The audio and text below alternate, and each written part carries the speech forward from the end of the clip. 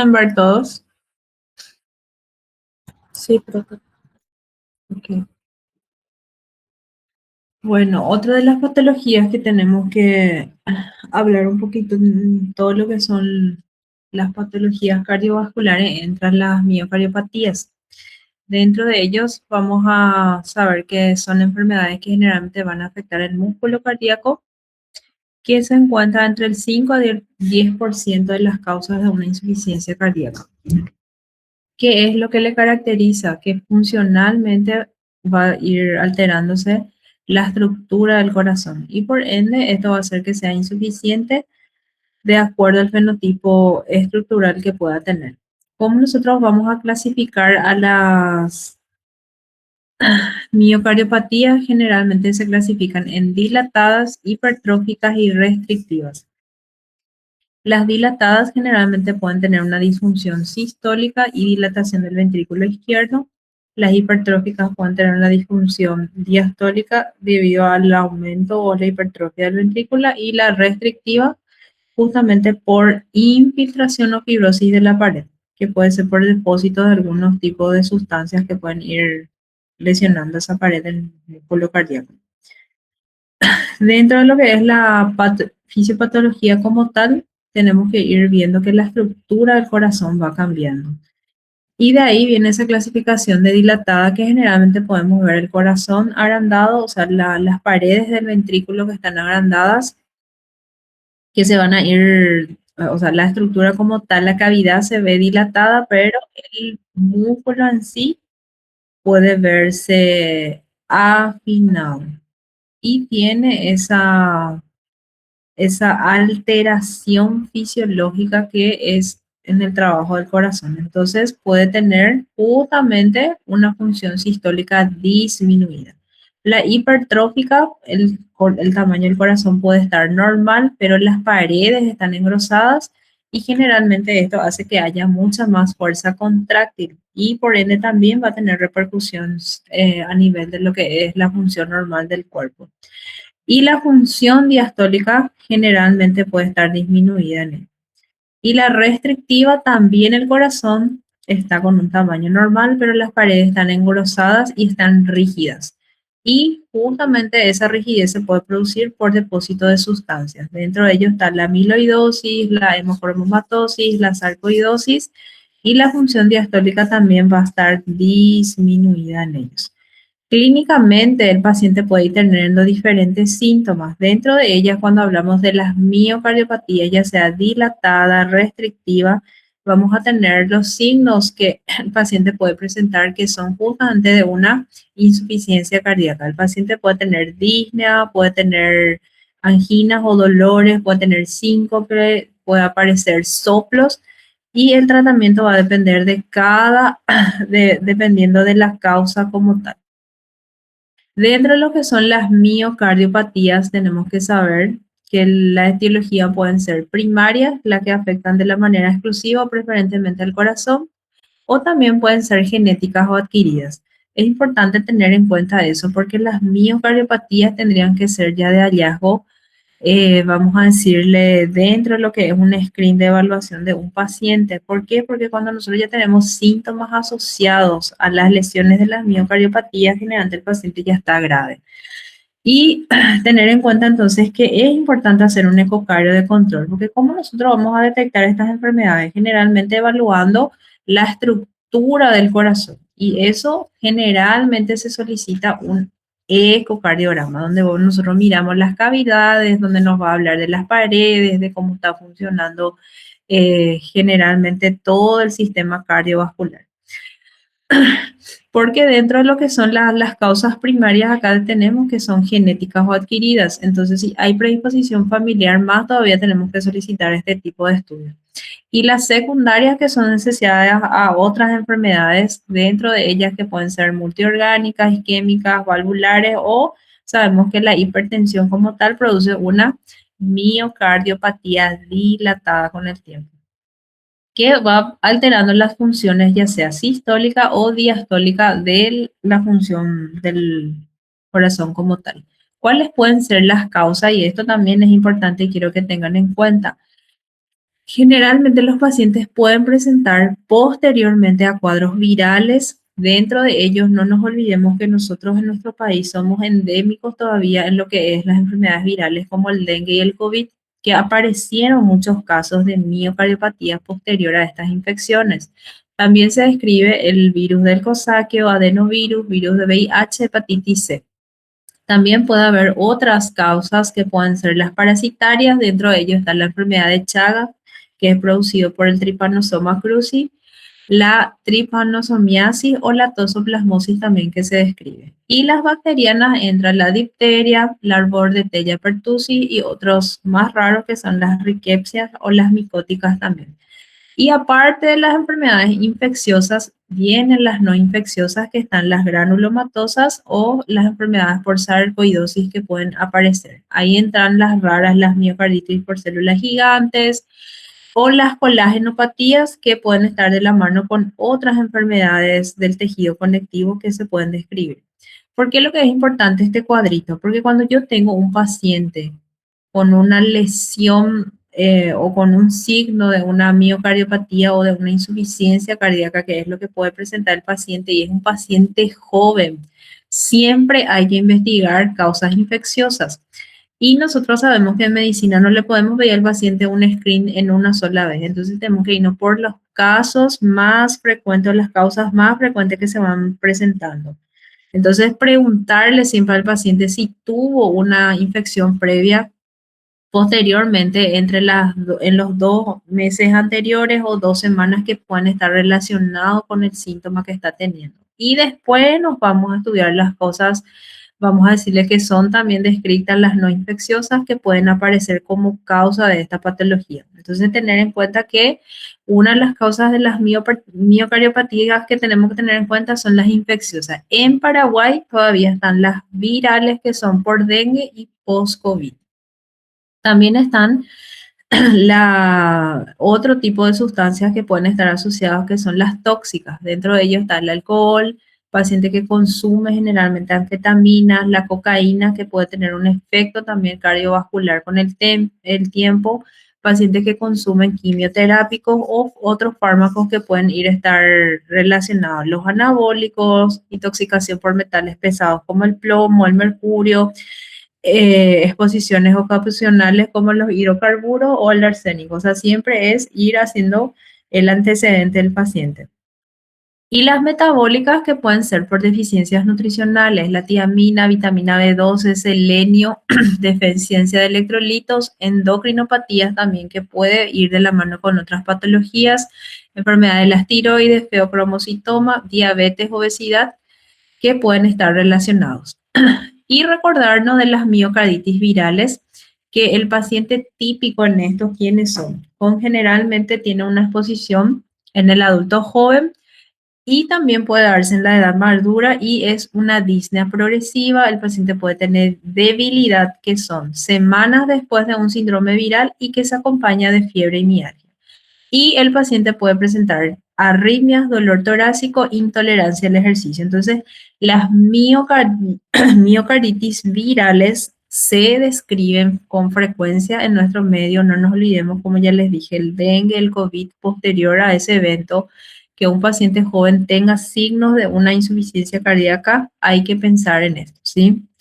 El paciente puede tener necrosis fulminante, puede tener un síndrome cardiorrespiratorio, un shock cardiogénico que se puede asociar y esto puede llevar a múltiples complicaciones. Dentro de ello está la falla multiorgánica, alteraciones hepáticas y las coagulopatías que puede tener el paciente. O sea, es un todo que puede tener.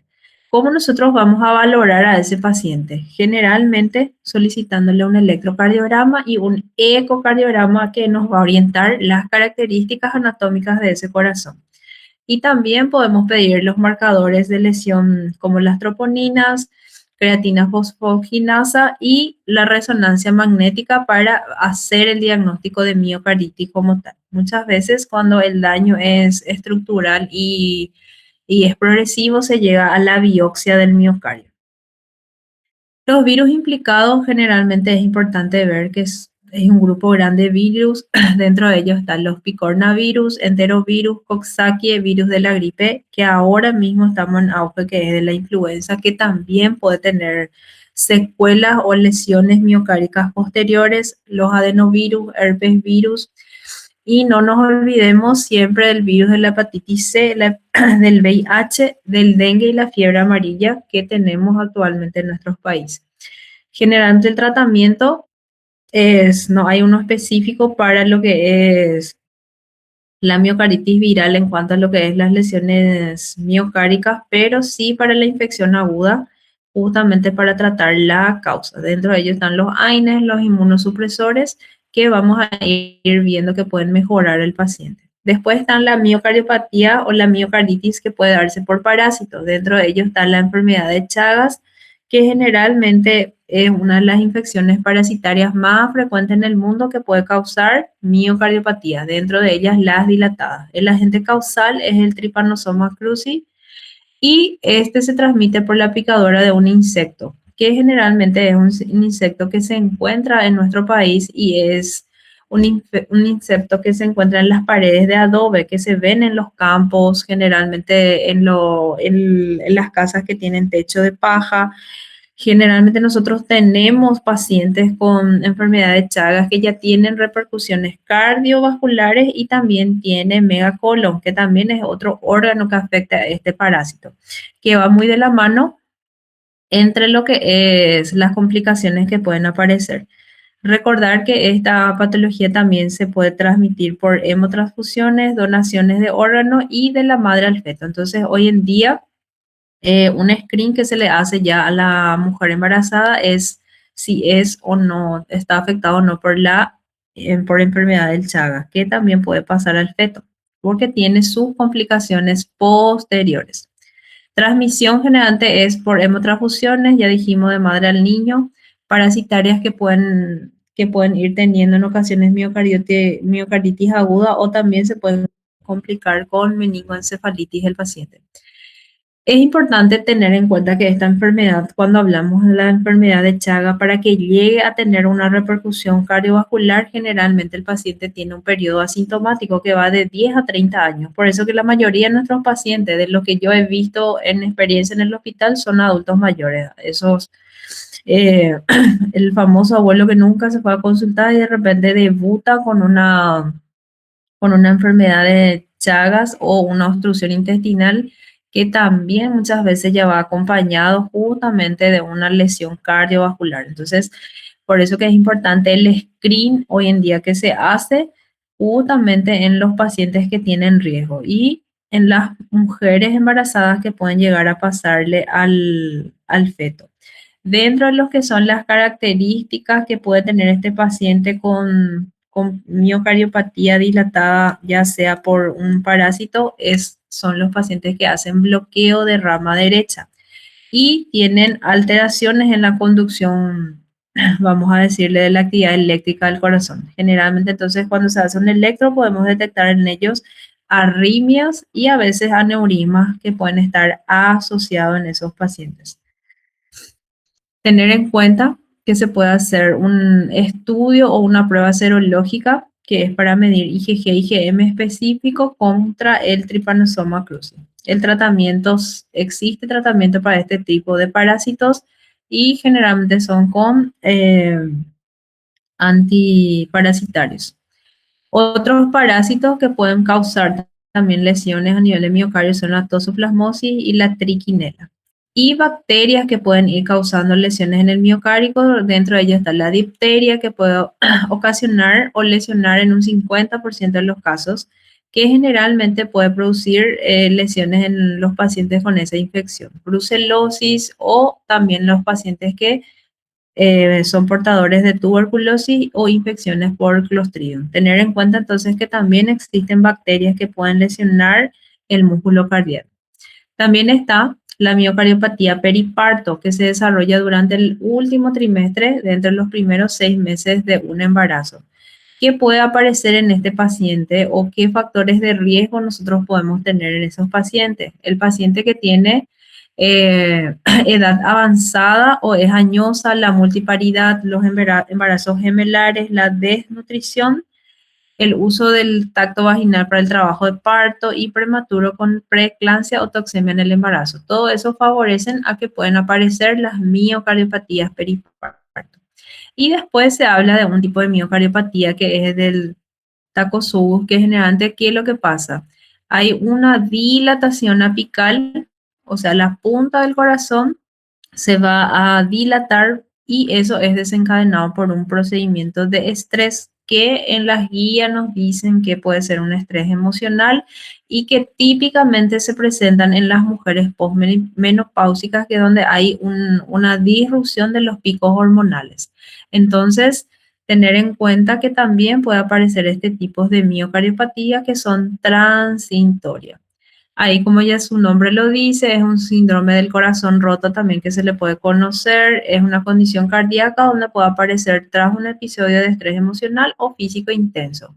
Y el paciente puede simular una historia de dolor de pecho, falta de aire y también puede haber electrocardiograma, algunas alteraciones, pero no tiene una lesión miocárdica en las enzimas cardíacas. Hay una alteración transitoria de la contracción del ventrículo y su forma más común es la punta del corazón, que se le relaciona con una trampa japonesa, por eso el nombre es así, pero que pueden aparecer. Se diferencia de los infartos de las arterias porque esto no tiene ateroma o obstrucción de placas de grasa y tampoco tienen enzimas cardíacas positivas. El electrocardiograma o la arteriografía son uno de los medios auxiliares que nos van a orientar, o sea, perdón, el ecocardiograma, porque lo que vemos es vamos a decirle, una morfología anormal del corazón, pero que es reversible con un tratamiento adecuado. Dentro de la clasificación de las miocardiopatías, vamos a ir viendo que pueden ser las dilatadas. Ya vemos las clases principales, o sea, las causas principales. Dentro de ellas está la idiopática, la familiar o la hipertensiva, que es la que más frecuentemente hay en nuestros medios. También pueden ser las víricas por protozoarios y enfermedades o uso de sustancias.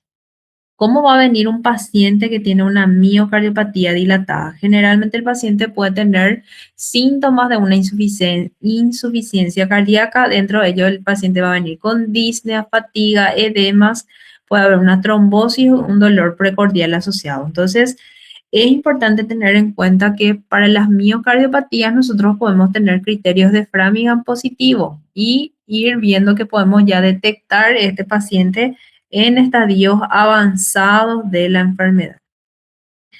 Otra de las características que nosotros podemos tener al examen físico es el paciente que va a tener una taquicardia asociada, la frecuencia cardíaca entonces va a estar aumentada, puede haber un golpe protodiastólico, es cuando aparecen soplos y las arritmias que pueden estar asociados a estos pacientes. ¿Cómo nosotros hacemos el diagnóstico de un paciente con miocardiopatía dilatada?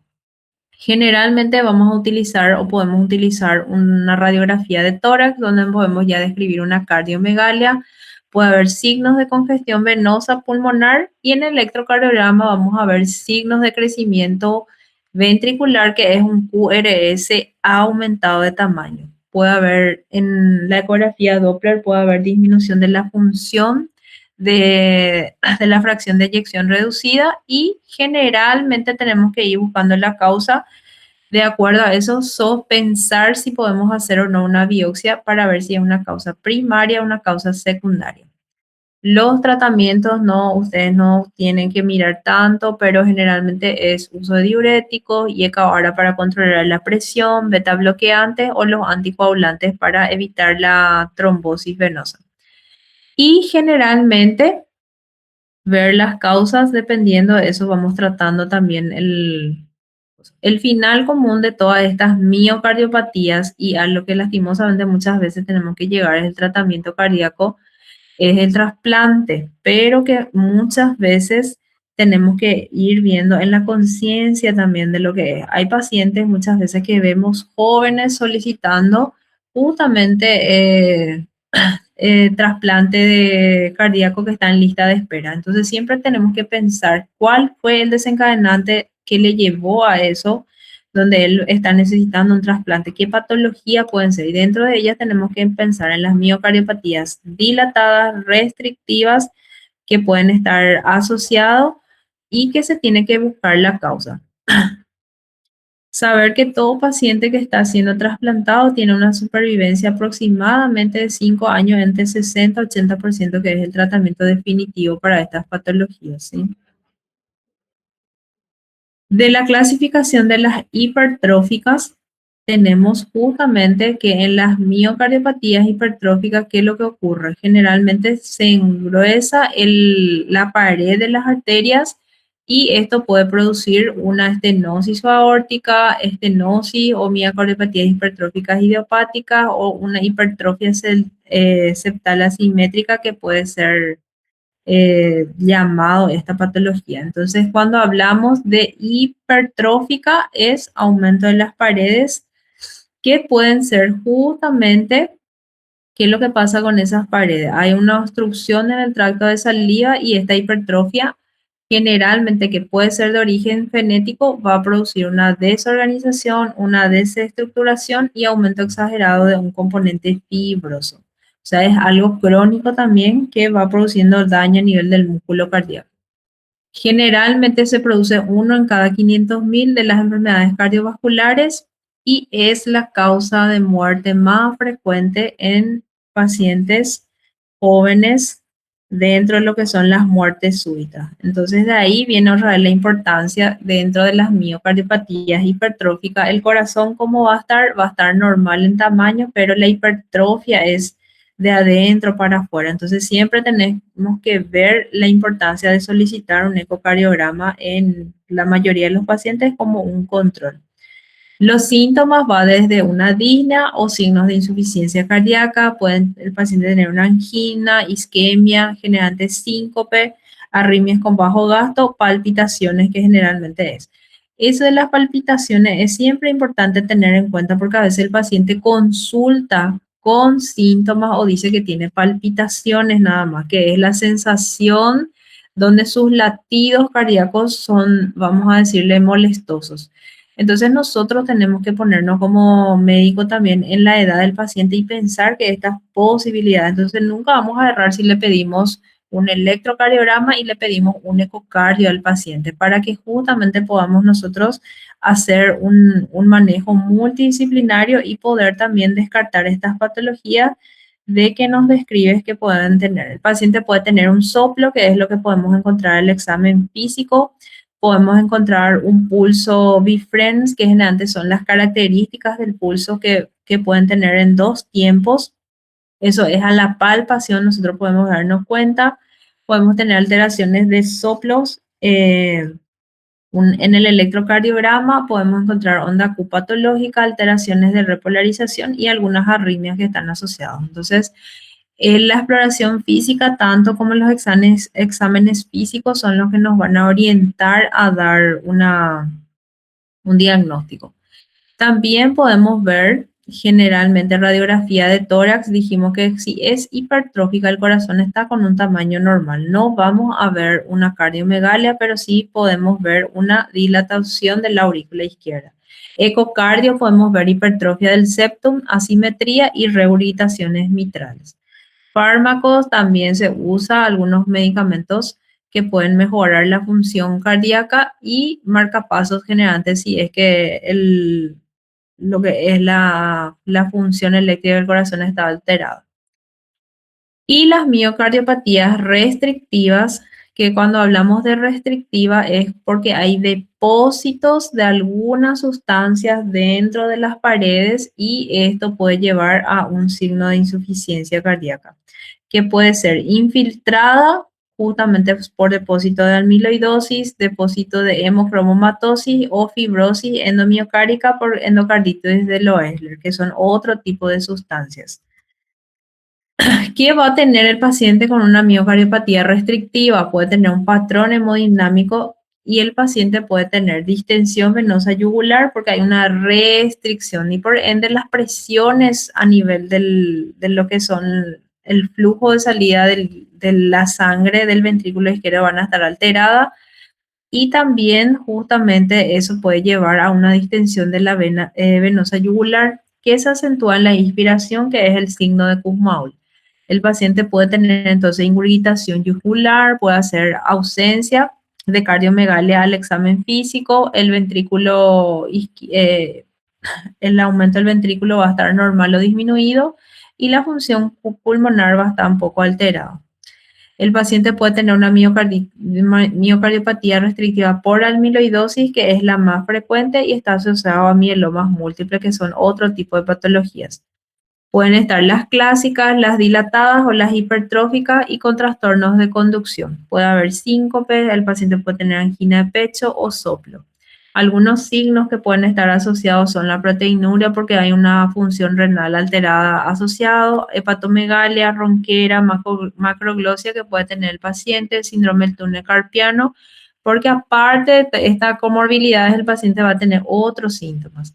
Electrocardiograma, que generalmente nos va a orientar a si hay arritmia o si hay un déficit o alteración en el trastorno de la conducción, el ecocardiograma que nos va a hablar y el cateterismo para ver si hay lesiones asociadas, y la biopsia, que también es uno de los criterios de diagnóstico en estos casos. Tratamiento sintomático y se va evitando los anticoagulantes. Bueno, en cuanto a lo que es miocardiopatías, vamos a clasificar en esos cuatro grupos que es importante, o sea, tres grupos: la dilatada, la restrictiva y la hipertrófica. Me van a poner en cuadritos así para ver las causas. ¿Cómo va a salir miocardiopatía en el examen? Va a salir como casos clínicos. Entonces, dentro de esos casos clínicos, tener en cuenta siempre el antecedente de infecciones virales del paciente y que el paciente puede presentar estos signos, y dentro de ellos se puede presentar como un signo de una insuficiencia cardíaca aguda, que el paciente puede tener generalmente lo que nosotros ya sabemos, criterios de Framingham, edema de miembro, tercer ruido, soplo, en el contexto que sea un paciente sano.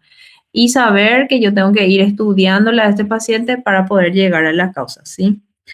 Otra de las enfermedades que vamos a hablar es la pericarditis aguda, que son también afecciones que van a conllevar justamente solamente la lesión del pericardio, que nosotros ya sabemos que es la capa que envuelve el corazón, que puede tener un antecedente de un cuadro infeccioso como tal y que generalmente afecta al pericardio. Nosotros vamos a saber que las manifestaciones clínicas de una pericarditis, que es un proceso inflamatorio de la envoltura del corazón, el paciente puede tener dolor torácico, brote pericárdico y cambios en el electrocardiograma. Este cuadrito me van a aprender así porque es la triada clásica de un paciente con pericarditis. El paciente va a tener signos inflamatorios y dentro de ellos está la fiebre, puede tener malestar, tos, o sea, síntomas sistémicos, pero hay un dolor torácico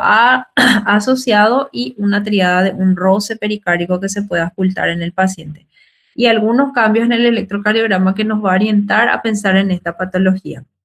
¿Cuáles son las causas de una pericarditis aguda que es importante? Uremia es en pacientes renales crónicos, pacientes que tuvieron una cirugía cardíaca previa y posterior a eso presentaron una exposición, invasiones neoplásicas, y algunos fármacos pueden ser tóxicos que pueden llevar a una alteración del pericardio. Entonces, entre las clínicas es importante que me vean las características. ¿Cómo es el síntoma de un paciente con pericarditis? Porque también tenemos que hacer diagnóstico diferencial. Dentro de ello está el dolor precordial, hay un frote pericárdico, alteraciones en el electrocardiograma, puede estar asociado a un derrame.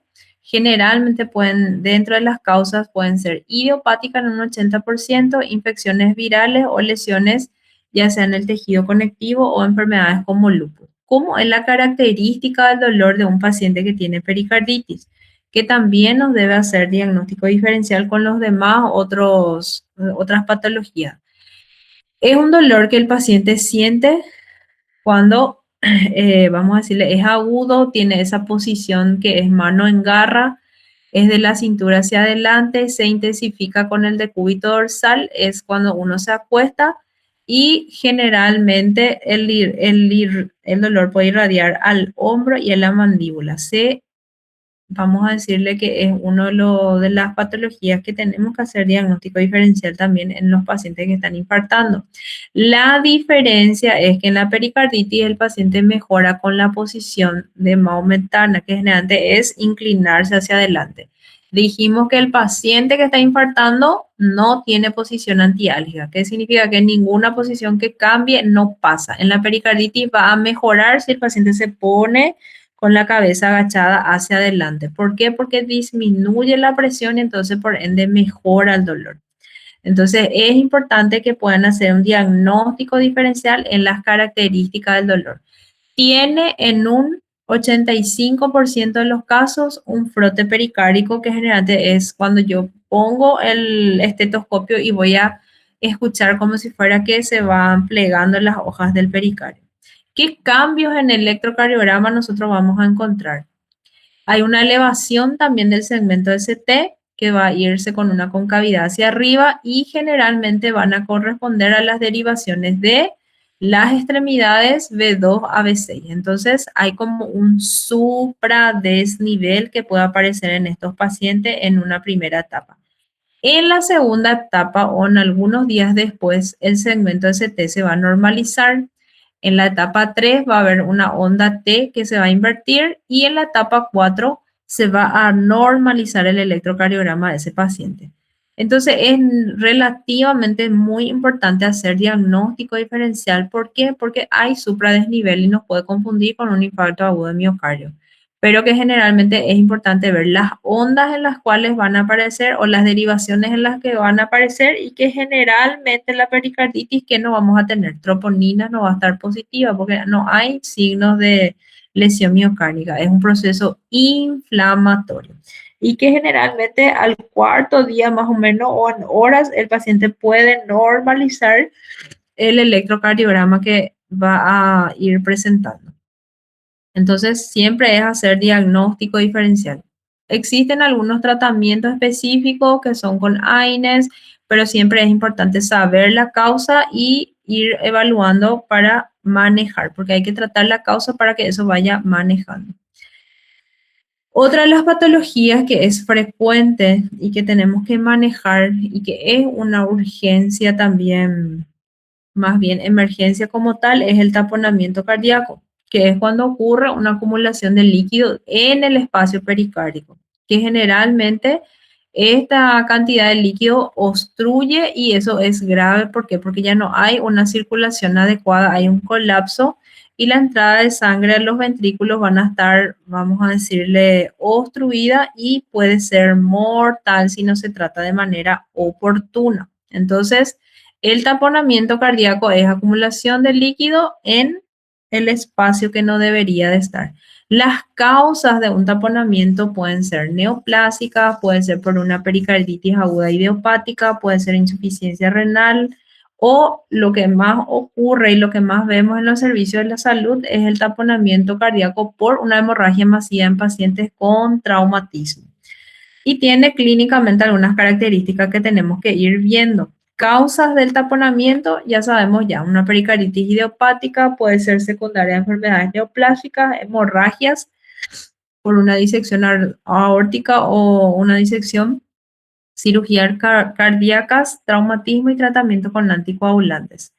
El paciente tiene lo que nosotros identificamos la triada de Beck, que es elevación de la presión venosa central, hay ingurgitación yugular, hipotensión y ruidos cardíacos apagados. Esto es pregunta examen. ¿Cómo yo clínicamente voy a saber que un paciente está con una lesión o un taponamiento cardíaco en el momento? Yo le ausculto al paciente, no tiene ningún ruido cardíaco, veo que hay ingurgitación yugular y generalmente el paciente está hipotenso. Entonces, esos son signos clínicos que me van a hacer actuar cuando yo tengo un paciente con sospecha. ¿Por qué? Porque generalmente son en los renales crónicos que pueden ir teniendo pacientes con ICC descompensada y tener en cuenta también que en los traumatismos de tórax te puede el paciente llegar y es lo que más vemos en el servicio de urgencia con un taponamiento cardíaco y es lo que generalmente se tiene que actuar de forma inmediata para eliminar ese líquido de la cavidad y para que el corazón pueda otra vez volver a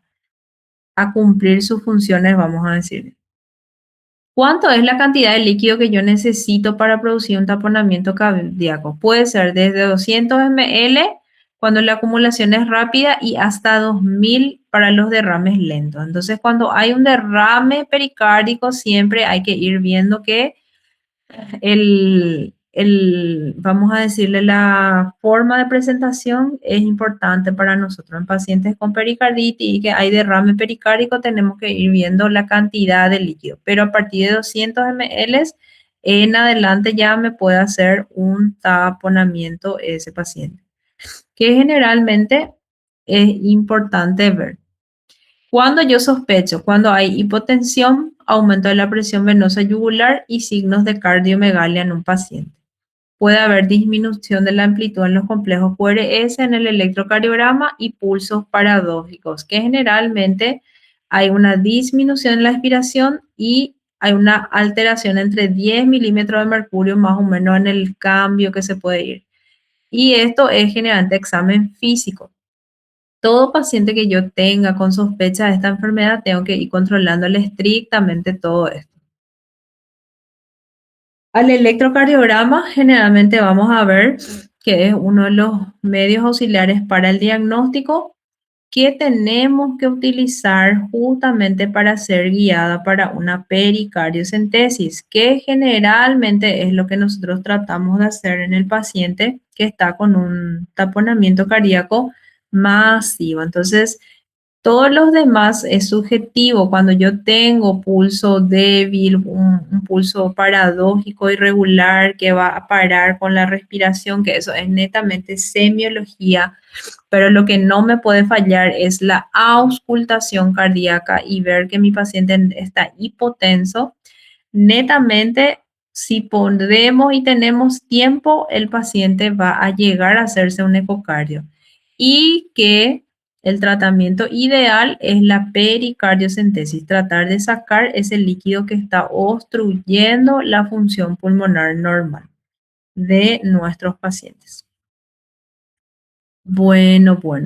Hasta ahí, ¿hay alguna consulta, chicos? ¿Se entendió algo? Parece que hablamos de despacio.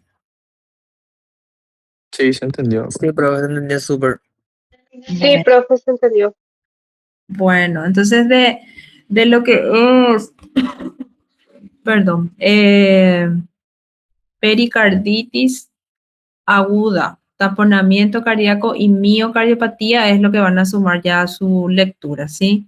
Porque todas estas patologías vamos a presentar como casos clínicos y tenemos que pensar del taponamiento cardíaco es pregunta de examen estriada de Beck. ¿Cómo yo hago para darme cuenta que el paciente puede tener? Y ahí entra, yo no voy a tener tiempo muchas veces, como les dije, ante un paciente que viene en la urgencia y que mi paciente tuvo un traumatismo de tórax. Yo al escucharle, yo ya si no escucho ruidos cardíacos, el paciente está hipotenso y tiene ingurgitación yugular, a veces el manejo masivo y ahí se le tiene que sacar el líquido y ahí ya viene el cirujano de trauma y es todo un tema.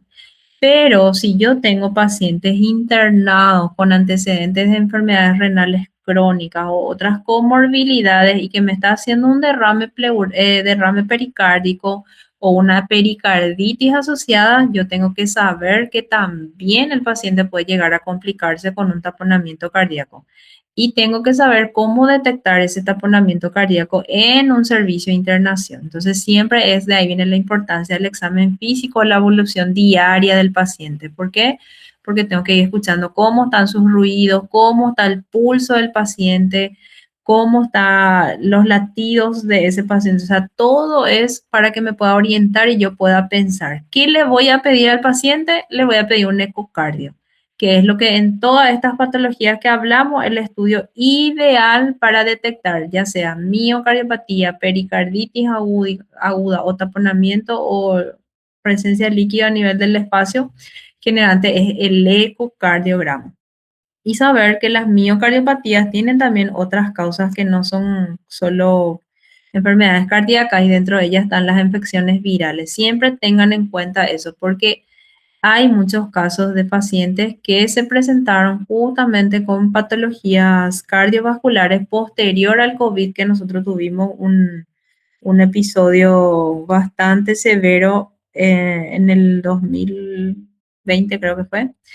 Y después de eso, ¿qué es lo que nos vino? Dengue es algo cada año que tenemos siempre pacientes que tienen síntomas de dengue y que hay mucho flujo. Y también no se olviden que tuvimos una epidemia por chikungunya, que fue así una época donde muchísimos pacientes quedaron con secuelas, ya sea dolores articulares, y dentro de eso se vio muchos pacientes que hicieron miocardiopatías, miocarditis postviral. Entonces, siempre cuando ven ese tipo de pacientes jóvenes, piensen en esta enfermedad, porque hay, y no se olviden de preguntar siempre si tuvo una infección previa, que puede ser 2 semanas antes o dentro de los 2 meses de su infección, pueden desarrollar la enfermedad. Y ir detectando a tiempo también va a conllevar a que tenga menos, vamos a decirle, o sea, tenga más chance el paciente y tengamos menos episodios de gravedad y que no tengamos que llegar muchas veces a un trasplante cardíaco para ese paciente, porque todo depende de la evolución y el tiempo en que nosotros le detectamos. Entonces, tener en cuenta eso para la hora de pedir un ecocardio. Entonces, siempre cuando van a pedir ecocardio, tiene que ser ya como una rutina. ¿Dónde se pide ecocardio o dónde nosotros pedimos electro de rutina? Famoso, queremos nuestra inspección de la escuela porque para hacer educación física. ¿Ustedes en algún momento se hicieron inspección en los colegios? ¿Cómo fue su inspección? ¿Alguien que se haya hecho? ¿Cómo es lo que nos hacen generalmente? ¿Llenamos una ficha y después?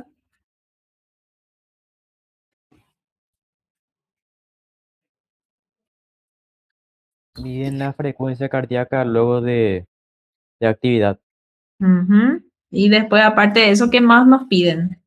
electrocardiograma. Un electro y después ya nos dice que está todo bien. Eso es lo que generalmente se hace y no es lo ideal. Yo que lo que quiero es que ustedes ya sean también parte de ese grupo de personas que pensemos en estas enfermedades, porque de que ahí las hay. Entonces, el examen físico, yo en una miocardiopatía restrictiva, yo no voy a encontrar una cardiomegalia como tal en los inicios de la enfermedad. Entonces, tiene que ser un hábito de pedir ecocardio, que dentro de los estudios que nosotros le vamos a pedir a un paciente, ya sea para una inspección, para un deporte o por más que el joven dice que nunca tuvo ningún problema, porque cuando nosotros ya tenemos síntomas en estas enfermedades, ya estamos ya en enfermedad, o sea, en la parte avanzada del cuadro como tal. Entonces, ecocardio es lo ideal para poder detectar a tiempo y más aún si es que tenemos factores de riesgo, ya sea familiares o cardiovasculares que el paciente pueda tener. Entonces, ese hacer payasito y pedir un electro nomás ya no tiene que ser nuestro esquema de solicitud de estudios. Importante siempre pensar en estas patologías, ¿sí? Más aún si tuvo infecciones virales y hay signos que yo voy a ver. Y no se olviden que nosotros vamos a hablar en las entregas. Yo les voy a preguntar criterios de Framingham, así que me van a ir estudiando ya eso, porque eso sí o sí yo les voy a preguntar, porque todas las patologías cardiovasculares que vamos a hablar son similares en los signos y síntomas. Después de esto nos falta valvulopatía, que son lesiones valvulares que pueden estar asociadas, y arritmia. Y con eso nosotros ya terminamos lo que es la parte de cardiovascular. Entonces el siguiente viernes vamos a hablar de eso y después de eso vamos a tener nuestra entrega, ¿sí? ¿Alguna duda? Ay,